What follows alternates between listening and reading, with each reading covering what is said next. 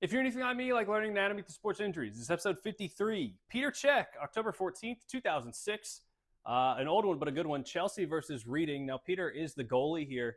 Now, he's going to make a dive for this ball, make the save, but he's going to catch a knee to the face from Stephen Hunt, okay? So I'm sure the comments will discuss whether this was malicious or not. Let's take one more look at it from behind here, and bang. You see that rebound.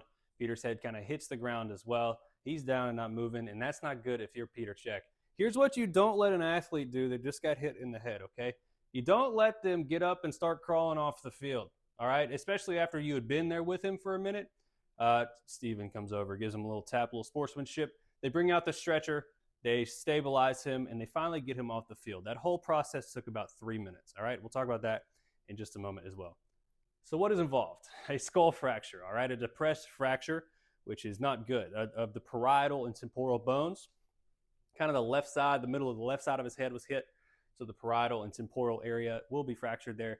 Bone fragments near the brain is a danger because a bone fragment could puncture the dura mater or the meninges of the brain and lead to brain bleeding and possible death. So the left hemisphere is involved, and that's responsible for language, and that is reception and spoken language. Okay, so Broca's and Wernicke's areas are in the left hemisphere. And if you have a disruption of those areas, you might not be able to speak or understand language, all right? As well as right side control of the body. So your left side of your brain controls the right side of your body. And the left side of the brain also has a little bit of memory responsibility as well. This is a scan that they took of Peter's head. All these areas where you see kind of holes aren't supposed to be there. So that's not good. That's obviously depressed and that's dangerous. So what did they do? So he had an emergency surgery, but let's talk about the on-field response, okay? Immediate medical attention with stabilization in a stretcher.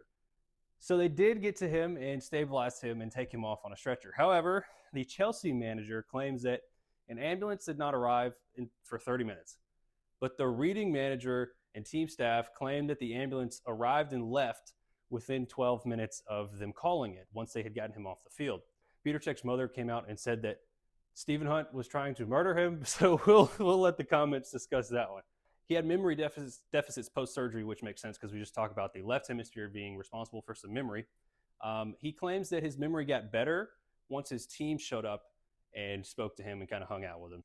Rehab would be focused on balance, proprioception, and cardiovascular fitness, which seemed to have worked because he returned about 3 months after the injury in January 2007, but he was wearing a protective helmet, kind of a rugby-style helmet. Some NFL players would think it's a Guardian cap, but nonetheless, he wore it and became one of the best of all time. So that is Petr Cech.